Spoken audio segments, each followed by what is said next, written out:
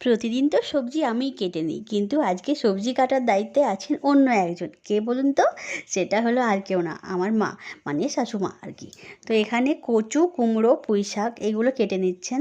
আর ওটা রান্না হবে, কি রান্না হবে পরে সেটা তোমাদের সাথে শেয়ার করব। রান্নাটা শেয়ার করতে পারবো না, কিন্তু কি রান্না হচ্ছে সেটা বলবো। আর এখানে দেখো, প্রথমে আমি মুগের ডালটা ভালো করে নামিয়ে নিলাম ফুটিয়ে। তারপর এখানে আগের দিনে যে চিংড়ি মাছটা রেখেছিলাম সেটা বরফ ছাড়িয়ে নিয়ে তারপর ভালো করে ধুয়ে নুন হলুদ মেখে ভালো করে কড়া করে ভেজে নেব। আর একটু কড়া করে ভাজবো এই জন্য, যেহেতু আগের দিনে রাখা মাছ, আমার না কাঁচা মাছ ফ্রিজে রাখলে সেই মাছটা আমার ভালো লাগে না খেতে, কিন্তু সেই জন্য আমি একটু ভালো করে কড়া করে ভাজি। তাহলে আমার যেন মনে হয় ওই যে গন্ধটা দূর হবে। মনে হয় কোনো গন্ধ হয় না যদিও, কিন্তু আমার না একটা টেনশন কাজ করে। সেই জন্য দেখো ভালো করে উল্টে পাল্টে এক একটা মাছ উল্টা পাল্টা করছি, যাতে কোনো মাছের কোনো সাইড কাঁচা না থাকে। মানে ওই যে একটা সাদা সাদা ভাব, সেটা যেন চলে যায়, লাল হয়ে যায়। যাই হোক, চিংড়ি মাছটা ভেজে নিয়েছি। এরপর আমি কড়াইতে সর্ষের তেল দিয়েছি। তারপর দিলাম শুকনো লঙ্কা আর পাঁচ ফোড়ন।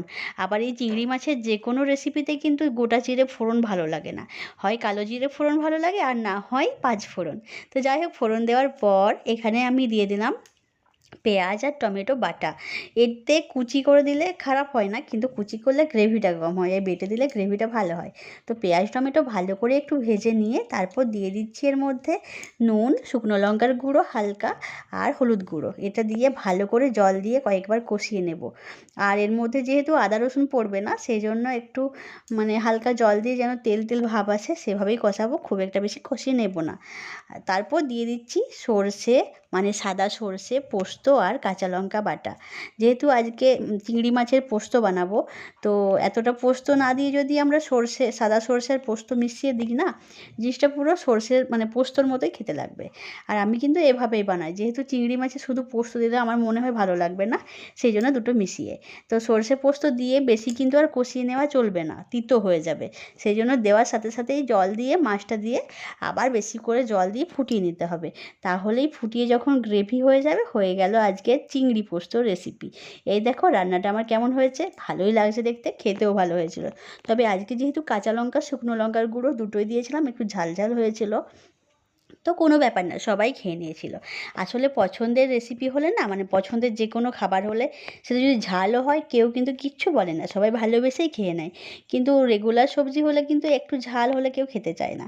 এদিকে দেখো কচু আর কুমড়োটা আমি নুন হলুদ দিয়ে ভেজে নিচ্ছি, আর এখানে কেটে রাখা পুঁই শাক আর পুঁইয়ের ডাঁটি আছে, মানে ডাঁটা আছে আর কি। আর ওদিকে কুকারে আমি ছোলাটাকে হালকা সেদ্ধ করে নিয়েছি। এরপর আমি ওই কচু আর কুমড়োটাও দিয়ে সেদ্ধ করে নামিয়ে রাখবো।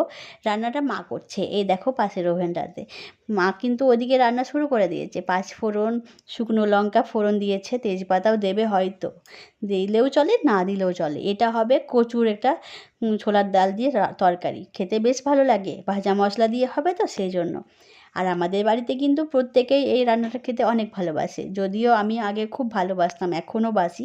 কিন্তু আমার না এই কচু খেলে খুব অম্বল হয়ে যায়, মানে দুপুরে খেলে না বিকেলের পর থেকেই আমার বুকে ব্যথা হয়, খুব কষ্ট পায়। সেই জন্য আমি এখন খুব কম খাওয়ার চেষ্টা করি, ভাবি যে খাবো না, কিন্তু যখন দিয়ে দেয় মা জোর করে খেয়ে ফেলি। তো মা ওদিকে রান্নাটা করছে, আর আমি এদিকে দেখো উম, মানে ভুট্টাগুলো ভেজে নিচ্ছি। কয়েকদিন ধরেই বাবা হাটের থেকে কিনে এনে রেখেছেন, কিন্তু ওই ভাজা হচ্ছে না বলেই আমার ছেলেটা খেতে পাচ্ছে না। সেই জন্য আমি আজকে ভাবলাম একটু ছাড়িয়ে ভেজে রাখি, যেহেতু ও স্কুলে গেছে, স্কুল থেকে আসলে তারপর না হয় দেওয়া যাবে। তবে হয়েছে কাণ্ড কী জানো, আমি ভেজে রেখেছিলাম ঠিকই, কিন্তু ওকে না দেওয়া হয়নি। এটা কিন্তু রয়েই গেছে, পরের দিন দেওয়া হয়েছিল খেতে। যেহেতু আমি পরের দিন ভয়েসটা দিচ্ছি সেই জন্য বলতে পারলাম।